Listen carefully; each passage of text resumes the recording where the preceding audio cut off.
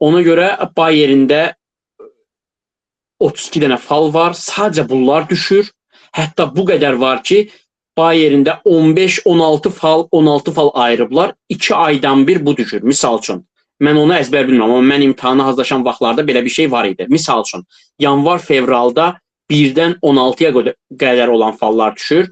Mart, aprel 17-dən 32-yə kimi olan fallar düşür. Ondan sonra yenə də 2 ay sonra belə onun bu qədər belə Bayer'in FSB haqqında məlumatlar ortalıqda çoxdur. İmtahan keçirilməsi, bir yax danışdığım kimi, klassik FSB imtahanıdır. Klassik olmayanlara, misal üçün, Rhinelanddır. Məsəl, sualınız ola bilər ki, doktor, klassikdən kastınız nədir? Misal üçün, Thüringen, Bayer'in, ondan sonra NRV, bunlar klassik FSB keçirilir. Klassik nədir? Mən bir yax sizə dediyim kimi 3 mərhələdən ibarət. Amma Rhinelandda, misal üçün, klassik deyil. Rhinelandda 5 mərhələ var. Ondan sonra Sachsen-Anhaltda 5 mərhələ var. Hətta Sachsen-Anhaltda bir mərhələdən keçmədin, sənə razı qalmayanda o birləri buraxmırlar. Rhinelandda elə deyil, buraxırlar. Amma ümumilikdə sənə deyirlər ki, yox, sən keçmədin. Amma Bayerində və Thüringendə klassikdir. Hər iki landda imtahan o 1 saatdan sonra, yəni hər iki land dediyim Bayern və Thüringen, bugün danışdığım 2 landdan, imtahan 1 saat qutarandan sonra, misal üçün, eyni saatda deyəlim ki, 2 ya da 3 nəfər imtahana girir. Bu 3 nəfəri qoyurlar, çıxarırlar çölə, bu haqqında dəyərləndirmə edilir. Alsvertindən sonra deyirlər, hə, ay Vəli, sən keçdin, ay Əli, sən keçmədin, ay Pirvəli, sən keçdin. Yəni, imtahan cavabı həmən üzünə deyilir insanın. Bu belə. Bayer'in haqqında başqa nə deyə bilərəm? Yenirəm. Burada bizim bugünkü webinarımızdakı məqsəd Bayer'in və Thüringenin, niyə Bayer'in, niyə Thüringen, bunun for və nachtayları, yəni müsbət mənfi tərəfləri, məncə bunları dedim. Əgər unutmuş oldumsa, sizin alınızda nəsə qaranlıq oldusa, webinarın sonunda Asiyalı doktorun dediyi kimi sual-cavab qismində onlara bir daha toxunarıq. İndi keçək FAMED imtahanı. FAMED imtahanı, mən fikirləşirəm ki, FAMED imtahanı haqqında sizə cavabını verə bilməyəcəyim hissəsi yoxdur. Ona görə bu imtahana çox girmişəm. Mən də FAMED imtahanı keçmişəm. Ona görə FAMED haqqında ağız dolusu qədər və mənim ilk ilk önərəcəyim imtahan budur. Niyəsini sizə izah edirəm. Demək ki, FAMED imtahanı, doktorlar, Rhineland-Pfalz əyalətinin, yəni paytaxtı Mainz olan əyalətinin özünün FSB-sinə alternativ olaraq yaranmış bir imtahandır. Vaxtilə bu sadəcə Rhinelandda keçərli idi. Zamanla buna yönəlmələr, buna belə deyək də, yəni FAMED imtahanına iştirak eləmələr çoxaldıqca FAMED-in belə məşhurluğu artdı.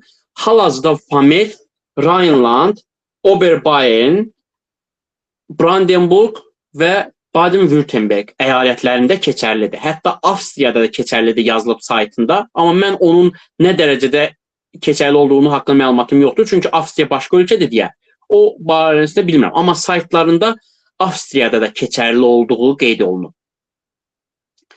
FAMED imtahanı demək ki, 2 dənə mərkəzdə keçirilir. Ya Mainzda keçirilir, ya da Kassel şəhəri var. Almaniyanın düz ortası sayılır Kassel. Kassel Hessen əyalətidir, bildiyim qədərilə. Hessenin əyalətinin şəhəridir. Amma Mainz isə Rhinelanddır. Əvvəl sadəcə Mainzda keçirilirdi imtahan. Məsələn, mən özüm Mainzda keçmişəm. Amma hal-hazırda həm Mainzda, həm də Kasseldə keçirilir. İmtahan kompüter önündə verilir. Misal üçün, deyəlim ki, lap termin almaqdan gedir. Termin saytına girirsiniz. Orada saytdan, qeydiyyatdan keçirsiniz və sizə illik plan göstərilir. Misal üçün, deyəlim ki, mən noyabrın 6-sı imtahana girmək istəyirəm. O, indidən belə siz onu baxa bilərsiniz. Bunun ən böyük üstünlüyü budur. Yəni, istədiyiniz vaxt imtahana girə bilirsiniz. Hətta, mən indi bu dəqiqə hal-hazırda girə bilmirəm. Siz əgər ən sonda mən bura FAMED imtahanının saytını yazaram. Misal üçün, mən əminəm ki, bir ay sonra, 2 ay sonraya belə imtahan vardır. Və istədiyiniz qədər imtahana girə bilirsiniz. Misal üçün, mən hətta bir dəfə kəsiləndə 15 gün arayla 2 də imtahan almışdım. Düzdür, mən cavabım heç 15 gündən sonra bəlli olmayacaqdı. Amma hər ehtimal qarşı dedim ki, 2 dənə dalbada imtahana girim. Belə bir üstünlük var. Bu çox önəmli bir şeydir. Hansı ki, Bayerndə, Türingendə biz imtahandan deyəlim ki, kəsilsək, 2 ay ən yaxşı halda 2 aydan sonra imtahana girə bilirik. Amma burada isə 2 ay içində 10 dəfə də imtahana girə bilərsən. Bu belə. Bizdən istənilən şey sadəcə 500 avrodur. 490 avro olmalıdır. Yəni, əvvəl B2 istəyirlər, indi heç onu da istəmirlər. Çünki mənim bir tanışım var, o 6 il əvvəl B2, TELK B2 imtahandan keçib. O yazdı ki, mən 6 il əvvəlki imtahandan keçmişəm. Bu sizin üçün köhnə deyil ki, deyir ki, bizim ona mail olaraq yazıblar ki, bizim üçün B2 sertifikatına ehtiyac yoxdur. Sadəcə imtahanın 500 avron ver. Bu o demək ki, misal üçün, nə bilim, iqtisadiyyat məzun da bu imtahana girə bilər. Bəli, girə bilər. Onlara o adamın heç nə vecinə, mənim 500 avroma ver, gəl gir imtahana. İstsən kəsil, istsən kəsilmə. Demək ki, 500 avromuzu verib, bunun qarşılığında bunlardan dəvət məktubu alırıq və dəvət məktubunu da gedib səfirliyə verib milli viza ala bilirik. Yəni, PAMED-in ən böyük üstünlüklərindən ikincisi budur. PAMED-ə görə biz çox tez surətdə 3 aylıq milli viza ala bilirik. Hətta mənim bir tanışım bu yaxınlarda, bu dəqiqə o məsələ ilə məşğuldur. PAMED imtahanına termin aldı, imtahana gəldi, girmədi, 500 avrosu düzdür, batdı. İndi gedib Türingendə anmeldin olub, Türingenə imtahana girəcək. Amma yetər ki, PAMED-lə Almaniyaya gəlib, milli viza ilə gəldi. Bu çox böyük üstünlükdür. Həqiqətən Almaniyaya bu dəqiqə, mən webinarımızın əvvəlində ona görə soruşdum. Almaniyaya gəlməyə yol axtaran adamlar üçün bu dəqiqə yəni o qədər çox möhtəşəm bir üstünlükdür ki, yəni o situasiyada olan anlayır bunu. Demək ki, PAMED imtahandan keçəndən sonra bizə bir gün sonra imtahana giririk. İndi imtahanın içəriğini izah eləyəcəm. İmtahanın bir ay sonrasında təxminən ortalama 4 həftəyə çıxır cavab. Bizə keçdik ya da keçmədik cavab gəlir. Keçdiyimiz halda bir gün sonra bizə PAMED-in sertifikatı gəlir. PAMED-in sertifikatı gələndən sonra artıq digər landlara biz sənədlərimizi, digər landda dediyim bu 4 dənə land, sənədlərimizi göndərib, onların bizdən Beruf Erlabnis üçün tələb etdiyi sənədlərin üstünə PAMED sənədini də göndərib, qoyub göndəririk və gözləyirik həmin landdan Beruf Erlabnis almağa. Beruf Erlabnis nədir? İş icazəsi. Yəni, hansı ki, Bayerində biz müraciət edib Beruf Erlabnis üçün, onlar bizə deyirlər ki, tamam, sənin bütün sənədlərin düzdür, bir dənə FSB-nin əksikdir. Bu PAMED imtahanı o həmin əksikliyi tamamlayan bir alternativ imtahan nəticəsidir. Bir sual gəlib, doktor. Deməli, tamam, buyurun. Milli viza ilə Şengen vizasının fərqi nədir? Tamam. Milli viza ilə Şengen vizasının fərqi. Birincisi, Şengen turistik vizadır. Siz Şengen vizası ilə ancaq Almaniyada gəzə bilərsiniz. Şengen vizası ilə imtahana girə bilərsiniz. Amma imtahandan sonra deyəlim ki, vaxtı bitirsə, Şengeniniz deyəlim ki, 20 gündürsə, 20 gündən sonra Almaniya tərk eləməlisiniz. Onu viza uzatdım, mən imtahandan keçdim, iş axtarıram deyib, Almaniyada qalmaq şansımız yoxdur.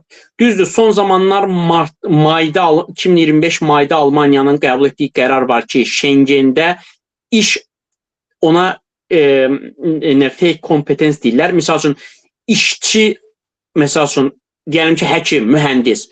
Almaniyada da 3-4 ay içində iş tapa bilmək qeyri-mümkündür deyə sənədləşmə olmadan deyirəm, sənədləşmə. Ona görə gəl, nədir, Şengenlə gəl sonra milli viza çevirərsən söhbəti, bu dəqiqə hələlik ancaq nəzəriyyədədir. Yəni, o iş hələ praktika dökülmür.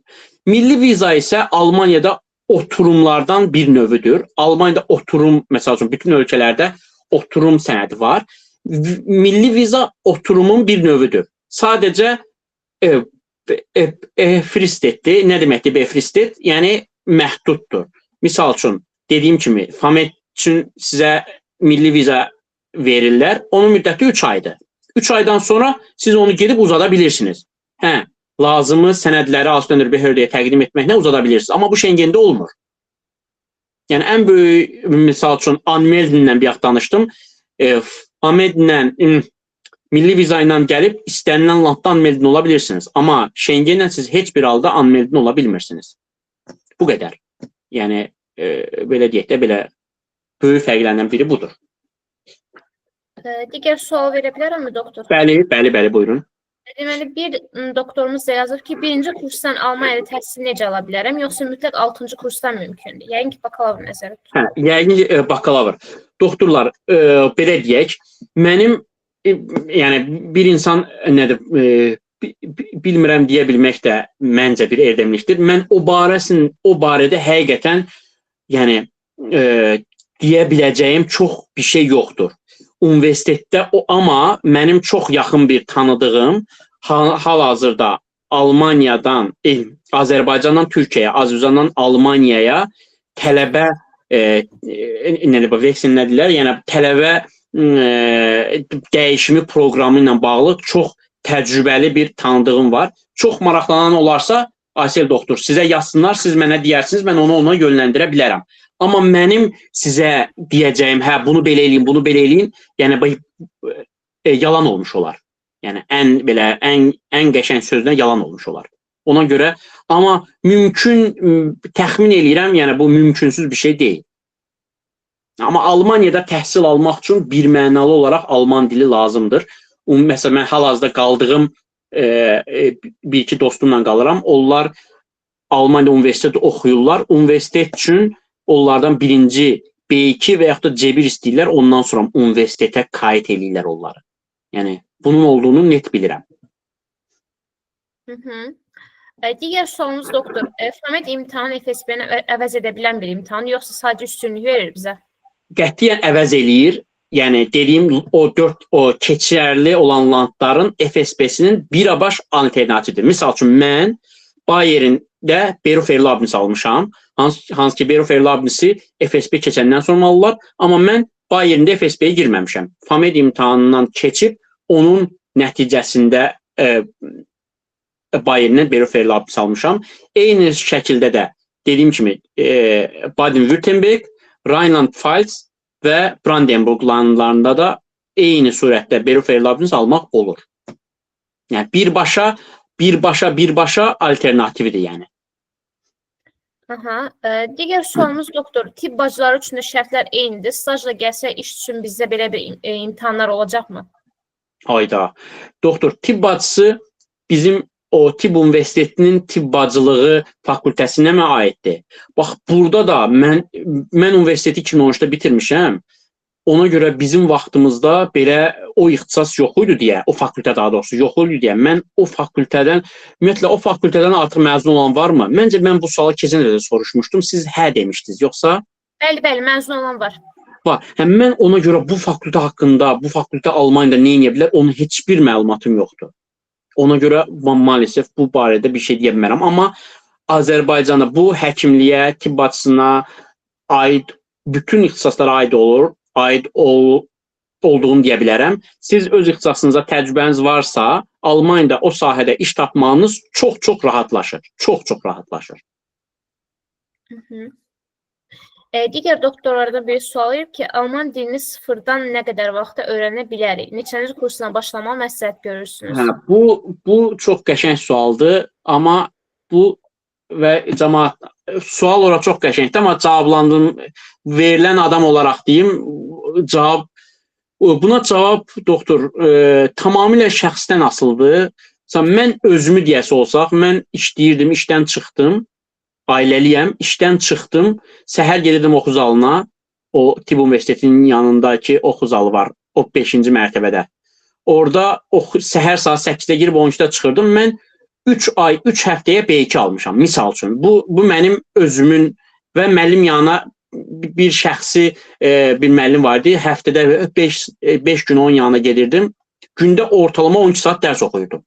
Amma hər kəs bunu, mən ekstra zəkalı adam da deyirəm ki, mən geniyəm, heç kim bunu hər kəs eləyə bilər. Sadəcə bu qədər vaxtınız varmı? Bu bir. Bu qədər həvəsiniz varmı? Məsələn, mən alman dili mənim üçün zevkdir. Mənim belə canım sıxılanda çıxıb alman dilindən məşğul oluram. Hələ indi də belə. Yəni belə insan bilmirəm, varmı, yoxmu? Amma ortalama mən elə başa düşürəm ki, B2 imtahanı almaq 7 ay ən idealıdır. Yəni məncə 7 ayda almaq əladır demək. Amma nə bilim. Yəni bu dediyim kimi adamdan adama sizin durumunuzdan, o ki qaldı hansı kursdan başlayaraq kesinlikle birinci kursdan oxuyun. Mən onsuz siz zaten 6-cı kursa qədər siz FSB-yə girə bilməyəcəksiniz. Amma biri var 6 ilə yaymış olaraq alman dilini öyrənəsiniz. Yəni siz bu o deməkdir ki, imtahanı bitirəndən, universiteti bitirəndən sonra birinci dəfədən imtahandan keçəcəksiniz. Bunu daha nə deyək sizə? Yəni ona görə birinci kursdasınızsa birinci kursdan, ikinci kursdasınızsa ikinci kursdan. Haçan Almaniyaya getmək həvəsiniz əmələ gəldisə, qərarlaşdırdınızsa Almaniyaya gedəcəm, həmin andan başlayın alman dili öyrənməyə. Deməli, 6-cı kursun axırına yaxın FSB üçün sənədlərimizi göndərib termin ala bilərik. Beləliklə, universitet bitirəndən qısa bir müddət sonra imtahana hazırlaşıb girə bilərik ki, əlavə vaxtımız getməsin. İndi bunu sual kimi verib hər halda. Tamam, əla sualdır. Doktor, FSB termini üçün dediyim kimi, Ahmet üçün sizin hansı kursda oxuduğunuz önəmi yoxdur. Onun il məhdudiyyəti yoxdur. Misal üçün 3 illik FAMED nəticəsi falan belə bir şey yoxdur. Amma məntiqən, amma Bayerində Berufsverlabnis almanız üçün sizin diplomunuza ehtiyacınız var. Yəni diplom almadan Berufsverlabnis ala bilmirsiniz. Berufsverlabnis ala bilmirsiniz deyə, ala bilmirsinizsə, daha doğrusu diplomunuz yoxsa siz FSB-dən termin ala bilmirsiniz. Termin ala bilmirsinizsə imtahana girə bilmirsiniz. Əgər siz 5-ci kursdan gedib FAMED imtahanını keçsəniz, 6-cı kursda bunu şeyə göndərsəniz, nə deyirlər ona, Bayernə göndərsəniz ki, sən mənə FSB-sən, al sənə FSB. Bu haqqında mənim təcrübəm yoxdur. Amma mən bunu denəməyi qarşıyam. Niyə bilirsinizmi? Almaniya çünki deyəcək, Almaniya anlaya bilmir də, qardaş, sən universitetdə oxuya-oxuya necə gedib başqa imtahanı vermirsən? Yəni, burada insanlar o qədər vaxtları yoxdur deyə. Ona görə məncə bu daha da cəmaatın yolunu, o dəlin yanına daş salmaq söhbəti var. Məncə bu tərs təpəcək Bayerində. Mən belə düşünürəm, amma ola bilər ki, olmasın. Amma ən idealı nədir? 6-cı kurs ərzində, deyəlim ki, L-dasınız. Gedib imtahan vermişsiniz, amma əlinizdə hələ diplomunuz yoxdur. Bizim vaxtda diplomlar oktyabda falan verilirdi. Universiteti bitirəndən sonra. Onu əlinizdə o FAMED-in keçmiş, FAMED imtahanının keçməsinə var, uykundeniz var. Gözləyirsiniz oktyabr, diplomunuz gələn kimi sənədlərinizi göndərib, gedib Berufsverlabnis alırsınız. Ona görə ən idealı budur. Amma nə bilim, 4-cü kursda gedib mən FAMED verim, sonra Bayernə gedərəm. Məncə eləməyin bunu. Məncə eləməyin. Ona görə elə o vaxtlarda gəlin Almaniya hospitasiyaya gəlin. Mən onu önərərdim. Çünki hospitasiyada sizin bir aylıq, əgər çox qəşəng hospitasiya, yəni aptayılığınız qəşəngdirsə, bir aya, 2 aya inanılmaz alman dilinizi gelişdirə bilərsiniz. İnanılmaz. Demək ki, FAMED imtahanının necə girmək olar, hansı sənədlər lazımdır, orada qalmışdıq. Demək ki, FAMED imtahanı nətər imtahandır, onu mən sizə indi o haqda danışaq biraz. Demək ki, FAMED imtahanı digər FSB imtahanlarından fərqli olaraq, daha doğrusu digər yox, FSB imtahanlarından fərqli olaraq kompüter qarşısında keçirilir. Həm Kasseldə belədir, həm Mainzda belədir. Girirsiniz bir otağa, kompüterin önündə bu Zoom kimi qabağımızdakılar robot deyil amma. Konkret şəxslərdir.